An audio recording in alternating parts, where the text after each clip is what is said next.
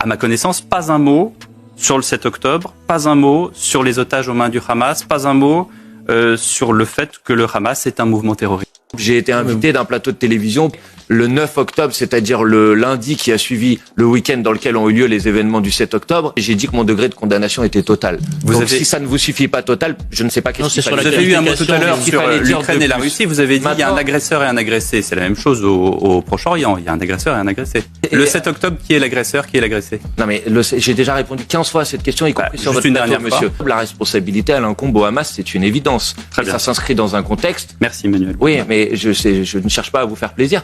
C'est pas une question de plaisir, monsieur, vraiment. Monsieur, pas dans ce contexte. Monsieur, peut-être que vous ne savez pas que par contre les événements n'ont pas commencé le 7 octobre. Peut-être que vous ne savez pas que c'est un conflit qui dure depuis 70 ans et que l'ONU reconnaît par contre qu'il y a un colonisateur et un colonisé. Ça ne vous a peut-être pas échappé.